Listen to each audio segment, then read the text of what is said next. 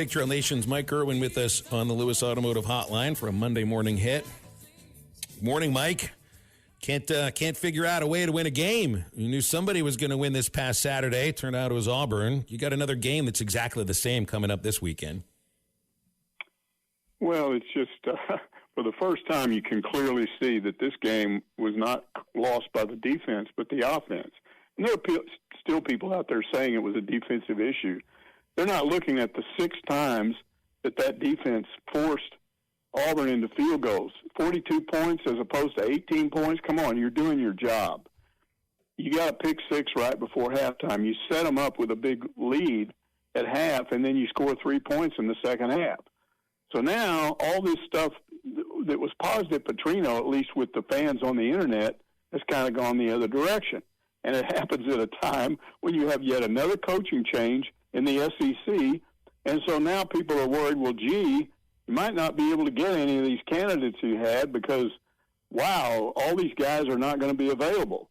And that could end up being true. But, guys, when I hear about all this stuff, I keep reminding myself that high-dollar hires are not always the answer. Who have been the 2 most successful hires from 2 years ago? Kurt Cignetti and Mike Elko. Cignetti was an FCS coach at James Madison, and Elko had 2 years' experience as a head coach at Duke, where he was 9-4 and 7-5. What about those hires suggested at that time that those 2 teams would be number 2 and 3 in the country now? And he was the second choice. They wanted Stoops until the committee got together, and then they went back and got Elko. If we remember that, he wasn't even A&M's first choice. Mike, look at a couple of teams in the ACC that are at the top of that league right now. Virginia, Tony Elliott. He was not a head coach anywhere previously. He was a coordinator. Georgia Tech, Brent Key, same thing. It's so easy to think we got to go and find somebody who's had success in this league, but man, I don't think it doesn't always work that way. Well, a good AD that can really look at a coach, talk to him, check his program out, check what people say about his leadership abilities. I go back all the way to 1958 when John Barnhill hired Frank Broyles. Broyles had 1 year as a head coach, and he was 5-4, I think, 5-4-1 at Missouri. And that guy ends up winning a national championship, comes within a handful of points of winning 2 more in the 60s, and Arkansas was number 3 in the 60s in terms of total wins. What suggested that when he was hired in 1958? You just have to kind of have an instinct, and then I think you got to get a little bit lucky too. And I'm not suggesting that always hiring a high-profile guy doesn't work. Sometimes it does, but it's just, this is where everybody looks. Oh no, we can't get Franklin because now, I don't know, maybe Lane Kiffin goes to LSU and then Franklin goes to Ole Miss. Or what happens if Auburn fires their coach and that job's open? And what happens if Texas' job opens up? And what happens if Oklahoma's job? We just can't get anybody, And at some point, if all of that happens, whoever's doing this hiring has to have the ability to look underneath the covers. It's obvious what's above the covers. Look underneath and see what's under there. Because there may be somebody hiding under there that's an obvious choice that you didn't think about. So, I don't know. Yes. I don't hire anybody, but I have watched over the years, and it's amazing what a lot of stuff just keeps getting repeated. If John Gruden doesn't get hired on to any of these coaching jobs, can we just forget that forever now? Because with all these coaching jobs open, and if John Gruden doesn't take one of these jobs, can we just all understand that he's not going to be a head coach anymore? Well, I mean, I don't know that we can say that for sure, and I couldn't say that he wouldn't be successful. It's just, I think that there's a lot of feeling out there that NFL guys don't do well when they drop down to the college level. But, it doesn't mean he couldn't.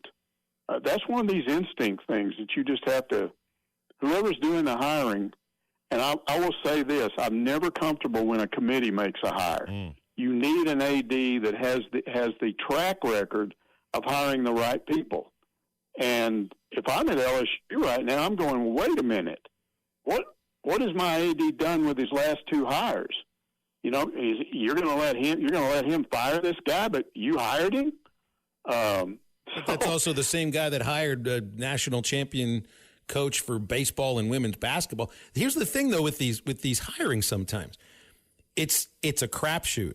I mean, you sit there and somebody gives the right answers, impresses you and everything, has the resume to go along with it.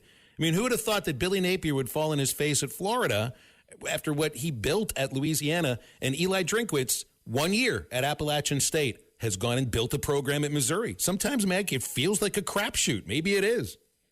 It is. Absolutely it is. I think you've got to get a little bit lucky. And so if that's really the case, each time one of these things happens, what do you do? And again, I think if you've got an AD doing it, at least you know what you're dealing with. One of the things that's so confusing to me right now is I don't even know who's on this committee. I don't know how much input Yurachek has. There's so much stuff out there that you have to listen to but not know if it's true. I told you guys a few weeks ago, there's been a rumor for a long time that Yurachek would be gone by December, but I don't know if that's true. There's another one out that he's going to be gone this week because a guy they want to hire won't come here if Yurachek's the AD. Well, what if that's total baloney? Because unless somebody on that board of trustees or whoever's making the hire tells me that directly, I'm not going to believe it for sure, and they won't do that. So we're all just left here going, what is going on out there? Do you have a short list, Mike? Do you have about 3 or 4 guys that you think, man, these are the guys, or what's kind of a quality or a trait you're looking for in the next Arkansas head coach? I think Summerall would be a really good hire because he's young, because he's proven that he can put a staff together and win, and I think they need to go in that direction. I don't know that they can get him. He may have other options. But if I'm kind of going off the, kind of going in the other direction, I might go look at the guy at James Madison that stayed when Signetti left because he's still winning there, and he's coached under him. So sometimes if you're in a coaching tree of a guy that's that successful, you want to go look at a guy that's been under him and knows how he does it. There's just, you could go either way on stuff like that, but I'd probably look at Summerall if you could get him. And I'm not ruling out Petrino. I said this a few weeks ago. They could end up where they don't have a lot of choices. And you could look at him and say, well, the problem with that is somebody suggested that I was reading, hire him on an interim basis next year. You can't hire a guy on an interim basis for a whole year. You wouldn't be able to recruit because whoever you're recruiting wouldn't know if you'd be there or not. So that's not going to work.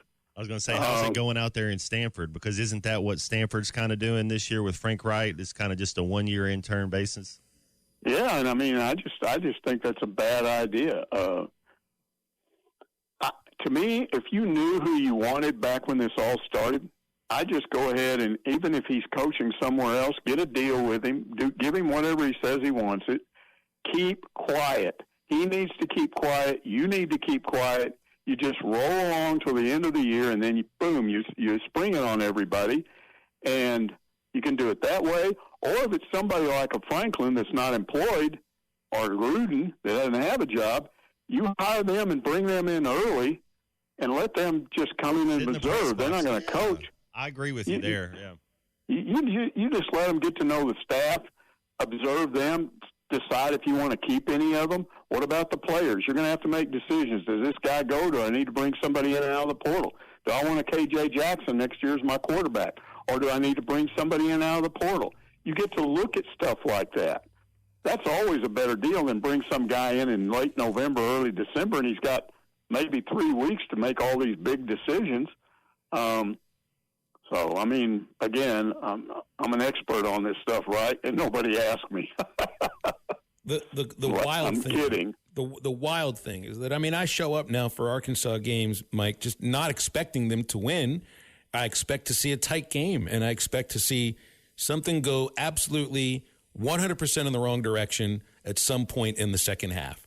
The way that LSU and Texas have played this year, I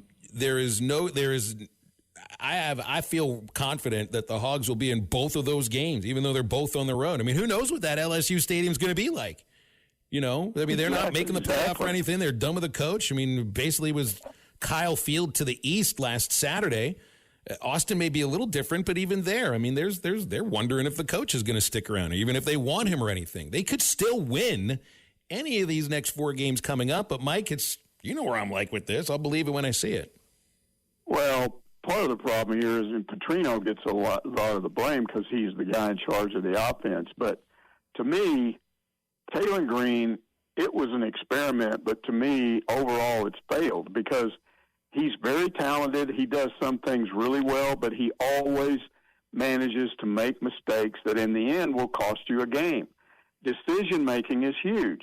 I mean, I went back and compared him to what was going on with Ryan Mallett and Tyler Wilson those 2 years Petrino was successful. And there are a lot of similarities between them. It's not like something jumps out at you. But to me, those guys did not make the mental errors that he's making. And I don't know how you change that.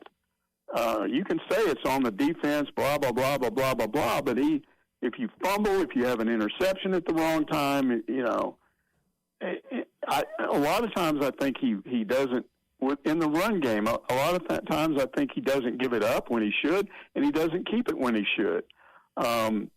He, on that fourth down play, now there's all kinds of questions about, because Petrino said he had some options and he picked the wrong option.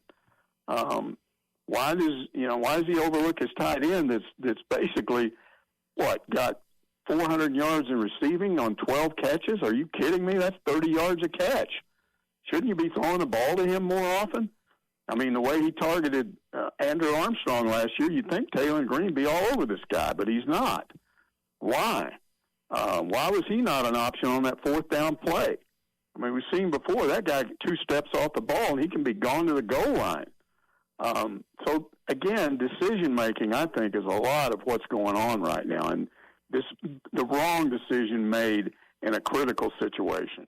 You don't always win your first bet. That's why MyBookie has you covered. Use our code HOGS, H-O-G-S, and your first bet up to $500 is fully covered. If your pick doesn't hit, you get it right back with our Bet Back bonus. Go to mybookie.ag and use the code HOGS to claim your Bet Back bonus. MyBookie's where bettors win together because bragging's good, but cashing in is better. And your first bet is fully covered. Use our code HOGS. Must opt in during the bet to use the Bet Back bonus.